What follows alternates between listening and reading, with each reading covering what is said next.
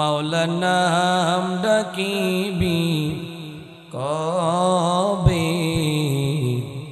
সময় গেলে ও তোর যৌবন ফুরাবে কাফন দরবি ও যুবক তোর যৌবন ফুরাবে কাফন দরবি ইশাদে রঙ্গে তেরে সময় গেলে মাওলার নাম ডাকিবি কবে সময় গেলে নাম ডাকছিলেন ইউনুস নবী পানির নিচে রইলেন ডুবি রে নাম ডাকছিলেন ইউনুস নবী পানির নিচে রইলেন ডুবি রে পানির নিচে থাইকাও নবী পানির নিচে থাইকাও নবী মাওলার নাম ভুলিলেন না রে সময় গেলি মাওলার নাম ডাকিবি কবে সময় গেলি ও তোর যৌবন ফুরাবে কাফন দরবি ও তোর যৌবন ফুরাবে কাফন দরবি ইশাদে রঙ্গে তেরে সময় গেলে মাওলার নাম ডাকিবি কবে সময় গেলে মাওলার নাম জপিবি কবে সময় গেলে আলহামদুলিল্লাহ ঐতিহ্যবাহী গ্রাম ভাগলপুর উত্তরপাড়া বাইতুস সালাত জামে মসজিদের উদ্যোগী যুব সমাজের কর্তৃক আয়োজিত আজকের এই ইসলামী মহাসম্মেলনের সম্মানিত সভাপতি প্রধান অতিথি প্রধান আলোচক বৃন্দ আমার সামনে উপবিষ্ট ইসলাম প্রিয় দিন প্রিয় দিনদার মুত্তাকি ভাইয়েরা পর্দাসীন মা ও বোনেরা সকলে সর্বপ্রথম রব্বুল আলামিনের শুকরিয়া জ্ঞাপন করছি যে মালিক আল্লাহ পাক রব্বুল আলামিন এমন সময়ে আল্লাহ তাআলা এই ইসলামী জলসায় আসার বসার সুযোগ করে দিয়েছেন এই জন্য দিল থেকে শুকরিয়া জ্ঞাপন করছি আলহামদুলিল্লাহ। আমি আপনাদের সমীপে পবিত্র কালামুল্লাহ শরীফে একেবারেই পরিচিত সূরা ইয়াসিন থেকে তেলাওয়াত করেছি। রব্বুল আলামিনের কাছে তৌফিক কামনা করছি অল্প এই সময়ের ভিতরে যাতে কাছে কিছু কথা আপনাদের মাঝে আমি পৌঁছাতে পারি, যে কথা বললে আমারও ফায়দা হবে আপনাদেরও ফায়দা হবে। রব্বুল আলামিন এই দুনিয়ার ভিতরে যে জায়গাটা ছিল সবচেয়ে বড় অবহেলিত, সবচেয়ে বড় গোমরাহী, সবচেয়ে বড় ক্যান্সারে আক্রান্ত, সেই জায়গায় পাঠাইলেন তার মহান ব্যক্তি, তার মহানবী, তার পেয়ারা নবী জিল্লাহ বলেন মুহাম্মাদুর রাসূলুল্লাহ সাল্লাল্লাহু আলাইহি ওয়াসাল্লাম। ঠিক তেমনি ভাবে একটি দেশ আছে যেই দেশটির চতুর্পাশে শুধু পানি আর পানি, পানি আর পানি, একটা দ্বীপ মাত্র, যেই দেশটাকে আমরা চিনি মালদ্বীপ হিসাবে। এই মালদ্বীপ দেশটা এমন একটি দেশ যেই দেশের মানুষরা প্রায় আজ থেকে যদি আমরা 300 বছর পূর্বে যাই, তখনকার সময়টা ছিল শুধু মূর্তি পূজা আর মূর্তি পূজা। ওই জায়গায় ইসলামের গন্ধটা পর্যন্ত ছিল। ঠিক তখনই আল্লাহ তাআলার কুদরতে, আল্লাহর সিস্টেম অনুযায়ী আল্লাহ তাআলা পাঠাই দিলেন সেই আরব ভূমি থেকে একটি দল, একটি কাফেলা, তারা এই দিক দিয়ে যাচ্ছিলেন ব্যবসা বাণিজ্যের উদ্দেশ্যে কোন অন্য এক দেশে। তো যাচ্ছিলেন জাহাজে করে, জাহাজটা অনেক বাতাস প্রবলের কারণে, ঝড় বাতাসের কারণে ডুবে গেল মাঝ সমুদ্রে। আল্লাহর কি মহিমা, সমস্ত লোকই মরে গেল, একজন যুবক বেঁচে গেল। যুবকটার বয়সও বেশি নয়, 20-র নিচে, 10-এর ঊর্ধ্বে, কেউ কেউ বলে 15 বছর, এর চাইতে বেশি হতে পারে, কমও হতে পারে। এমন একটি বয়সের ছেলেটা ছিল কোরআনের হাফেজ। সুবহানাল্লাহ। আপনার একটু সামনে আসলে আমি খুব খুশি হব। যা কথা হবে কোরআন থেকে, হাদিস থেকে, এক্সট্রা কোনো আমি কথা বলতে আসিনি। একটু কষ্ট করে এখানে এসে বসেন, ইনশাআল্লাহ অল্প সময়ের ভিতরে আমি কথা শেষ করে দেব। এবার এই একটা মাত্র ছেলে বেঁচে গেল, বাকি সব সমুদ্রে মরে গেল। যখন নাকি জাহাজটা ডুবে যায়, জাহাজটা যখন ডুবে যায়, তার ভিতরে সকলেই ছিল আরব ভূমির মানুষ, সকলেই মরে গেল। একটা যুবক বেঁচে গেল। যুবকটার বয়সও বেশি নয় রে মুসলমান, যুবকটার বয়সও বেশি নয়, সামান্য অল্প বয়স, কিন্তু চেয়েছিল কোরআনের হাফেজ। কিসের হাফেজ? কোরআনের হাফেজ। এই ব্যক্তিটা একমাত্র তাওয়াক্কুল করেছে আল্লাহর উপরে, মালিক আমার সাথী সঙ্গী সবাই তো মরে গেল, বাঁচানোর মালিক তুমি আল্লাহ, আল্লাহ তুমি আমাকে কিনারায় পৌঁছানোর মতো ব্যবস্থা করে দাও। কার কাছে চাইছে বলেন? আল্লাহর কাছে। এবার রব্বুল আলামিন, ওরে পাগলপুরের মুসলমান, আল্লাহ তাআলা একটা তক্তার ব্যবস্থা করে দিয়েছে। তক্তার ব্যবস্থা করার পর আল্লাহর বান্দা তক্তায় করে করে সুন্দর করে এবার কিনারায় পৌঁছে গেল। কেউ কেউ বলেন না না না, আল্লাহর বান্দা যখন নাকি সমুদ্রে ডুবে গেলেন, একটা তক্তায় ভাসতেছিলেন, এমন সময় আর দেরি করে নাই, আর দেরি করে নাই। ওরে ও পাগলপুরের মুসলমান, ভালো করে শুনে নেন, ভালো করে শুনে নেন। মালদ্বীপের লোকেরা গেছে এবার মাছ ধরার জন্য। ওই জেলেদের ভিতরে ধরা খাইল এই যুবক। এবার জেলেরা নিয়ে আসছে তাকে নৌকায় করে বাজারে বিক্রি করার জন্য। তখনকার সময়টা ছিল মানুষ ক্রয় বিক্রয় হতো, তো তাকে বাজারে বিক্রি করার জন্য নিয়ে গেছে। বাজারে বিক্রি করে দিবে, বাজারে বিক্রি করতে যাবে, তখন গিয়া দেখে মানুষ সকলেই দাম দর করে, কিন্তু তার মধ্যে একটা মহিলা আসছে যার ঘরে কোনো ছেলে সন্তান নাই, একটাই মাত্র মেয়ে। এবারে এই মহিলা বলল, অন্য কাউকে দিও না ভাই, যার টাকা আছে আমার থেকে নিয়ে নাও, আমি এই ছেলেটাকে নিয়ে। এবার নিয়ে গেলেন বাড়িতে। সে কোন ধর্মের কি আসে বিষয় সেটা যাত্রীবাস করে নাই, আমাকে আগে ছেলেটা দাও, যেহেতু আমার ঘরে সন্তান, ছেলে সন্তান নাই, এই সন্তানটাকে নিয়ে একটু মানুষ করতে পারে কিনা একটু দেখি। যাক নিয়ে গেলেন, আমার উত্তরসূরি হিসাবে এই ছেলেটাকে আমি রেখে যাব। আমার যেহেতু বার্ধক্যে পৌঁছে গেলে আমাকে খাওয়াবে কে, কি করবে কে, এবার দিয়ে দাও। যাই হোক, কিনে নিয়ে গেলেন বাড়িতে। এক পর্যায়ে মালদ্বীপের গভর্নরের পক্ষ থেকে এবার ছুটে আসলো এক বাহিনী। তারা এসে বলতেছে, ও মহিলা, দেরি করা যাবে না, আজকের রাত্রি তোমার মেয়ে কন্যা সন্তানকে দিতে হবে, ওই জায়গায় বলি করতে হবে। তো কোন জায়গায়? সেই জায়গাটা হচ্ছে তাদের ওই সময়কার, ওই সময় তাদের এই দ্বীপের মধ্যে খুবই সমস্যা হতো। একটা বড় দানব আইসা তাদের এই দ্বীপের মধ্যে খুবই অশান্তকর সৃষ্টি করত, অনেক মানুষ মারা যেত, অনেক বিপর্যয় হতো। এই সময়টা ছিল তাদের জন্য খুবই নাজুক। তারা জ্যোতিষীর কাছে গেলেন, যাওয়ার পরে বলতেছে, এদের থেকে পরিত্রাণ পাওয়ার কি একটা বিষয়, একটা সিস্টেম করে দেন। সিস্টেমটা অন্য কিছু নয়, সিস্টেমের একটা রাস্তা হলো প্রত্যেক বছর ওই যে আমাদের রাম মন্দির আছে, রাম মন্দির বানাই দিলাম, ওইখানে নিয়ে একটা করে যুবতী দিয়ে আসবা। যুবতী যদি সে পায় তাহলে বছরে একটা যুবতী পাবে। এই যুবতী মেয়েকে যদি তারা পায়, অটোমেটিকলি এই মেয়েটাকে গ্রাস করবে, খেয়ে ফেলবে অথবা মেরে ফেলে রাখবে। তাহলে তোমাদের দেশে আর কোনো কিছু হবে না। তাই যদি হয় আমাদের রাষ্ট্রকে ঠিক রাখতে যাইয়া তাই করব, কোনো সমস্যা নাই। এবার তাই গভর্নর নিয়ম করে দিলেন যে এই দেশের ভিতরে যত যুবতী নারী আছে সবগুলোর নাম লিস্ট কর।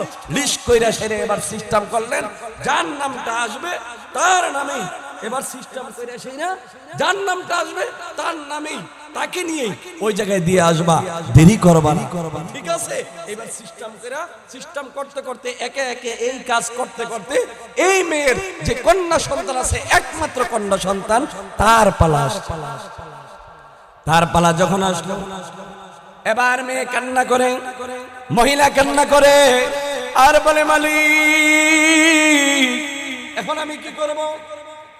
সে মূর্তি পূজারী আর কি, এখন সে শুধু চোখের অস্ত্র জড়াচ্ছে, আর কোনো উপায় নাই। কিন্তু ছেলেটা তো দেখতেছে, বুঝতেছেন না মনে হয়? ওই ছেলেটা দেখতেছে, সে তো কোরআনের হাফেজ। এবার সে দেখতেছে, এক পর্যায়ে বলতেছে, মা কি হয়েছে, ঘটনা কি? ঘটনা কোনো কিছু না। ও যুবক, ওরে সন্তান, ভালো করে শুনে নাও, ভালো করে শুনে নাও। আমাদের এই দ্বীপের মধ্যে একটা রাক্ষস আছে, রাক্ষস।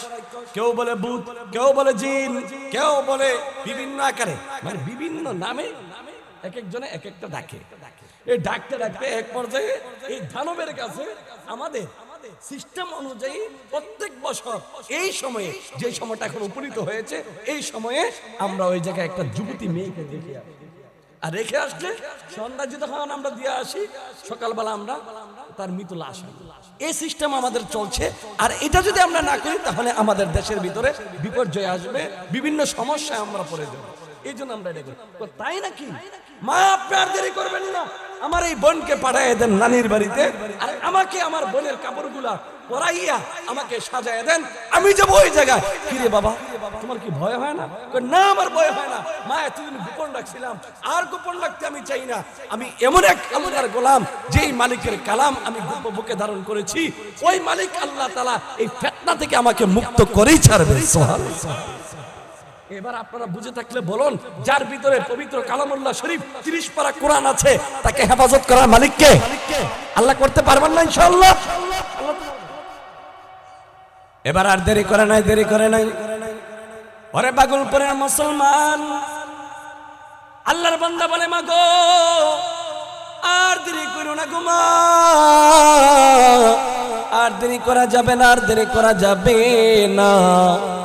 আমাকে সুন্দর করে সাজিয়ে দেন, আমার বোনের কাপড়গুলো আমাকে পরাইয়া দেন, আমাকে ওই জায়গায় দিয়ে আসার জন্য তাদের সঙ্গী করে আমার পাঠাইয়া দেন।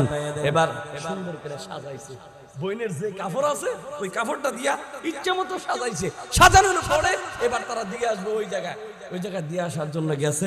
যেহেতু মহিলা দেখতেও দেখা যায়, ফলার দাড়িও উঠছে না, একেবারে মোটামুটি যুবক, 16-17 বছর হইলে মোটামুটি অনেকে দাড়ি ওঠে না, এমন একটা বয়স তার। এবার নিয়ে দিয়ে আসছে ওই জায়গার ভিতরে। তো তাদের নিয়ম অনুসারে পরের দিন নিয়ে আসবে লাশ।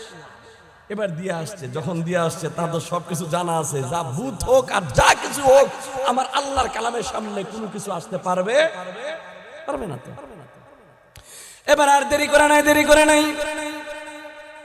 এই রাম মন্দিরের ভিতরে ঢোকার পর আল্লাহর বান্দা আর দেরি করে নাই।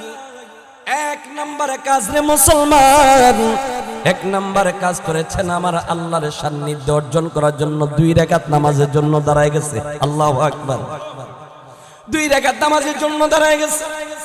ও মুসলমান, বেশি কিছু করে নাই রে, 2 রাকাত নামাজের জন্য দাঁড়ায় গেছে।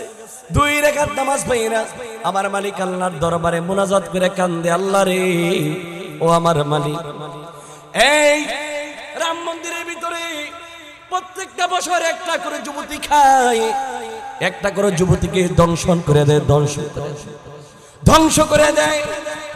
এইখানে রাক্ষস আছে, বিভিন্ন প্রকারের হায়নারা শেষ করে দেয়, ভূতে শেষ করে দেয়, জিনে শেষ করে দেয়। মালিক, তোমার কাছে আমি আজকে তোমার কালামুল্লাহ শরীফ পইরা পইরা আমি আজকে দোয়া করব, তুমি আল্লাহ যদি আমার সহায় না হও, তাহলে আমার আর কেউ সহায় হবে না রে আল্লাহ। আল্লাহ তোমার কাছে আমি আশ্রয় চাই। এই বলে আল্লাহর বান্দা শুধু আল্লাহর কালামটা তেলাওয়াত করে, আল্লাহর কালাম তেলাওয়াত করে, আল্লাহর কালাম তেলাওয়াত করে। কোন সেই কালাম, কোন সেই সূরা, ওই সূরাটাই আপনাদের মাঝে আমি তেলাওয়াত করেছি। ইয়াসিন ওয়াল কুরআনিল হাকীম ইন্নাকা লামিনাল মুরসালিন আলা সিরাতিম মুস্তাকিম তানজিলাল আজিজির রহিম লিতুনযিরা কওমান মা উনযিরা আবাউহুম ফাহুম গাফিলুন এইভাবে আল্লাহর বান্দা পবিত্র কালামুল্লাহ শরীফের এই সূরাতুল ইয়াসিন তেলাওয়াত করতে এক পর্যায়ে রাত্রি শেষ হয়ে গেল। রাত্রিটা যখন শেষ হয়ে গেল, এবার রাজমহল থেকে লোকেরা চলে আসলো, যেমনি হোক লাশ বের করে নিয়ে আবার দাফন করতে হবে। এবার ছুটে আসলেন, ছুটে আইসা তাকায় দেখে কেমন কেমন যেন আমরা একটা মেয়ে রেখে গেছিলাম, এমন কেমন যেন দেখতেছি একটা ছেলে কি যেন তেলাওয়াত করতেছে। একটা ছেলে দেখা যায়, আল্লাহু আকবার, একটা ছেলে দেখা যায়। হায় রে, ব্যাপারটা বুঝতে পারলাম না, আমি রেখে গেলাম মেয়ে।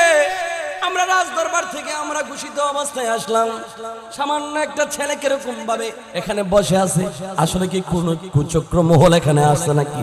প্রথম দিকে ফেলেছে, ভয় ফেলে দৌড় দিছে সব দিয়ে রাজার লোক। কত বড় আমার সামনে আমি না মেয়ে রেখে গেলাম আমরা এখানে। ছেলে কেমনে এটার ইতিহাস কম, সামনে গাও। সামনে আগাইছি, আসার পরে বলতেছে ভাই রে, আসলে যে জায়গা থেকে তোমরা মেয়ে আনতে গেছিলা ওই বাড়ির মেয়ে দেখো গিয়া ওই বাড়িতেই আছে। আমি ওই বাড়ির একটা ছেলে, আমি আসলাম।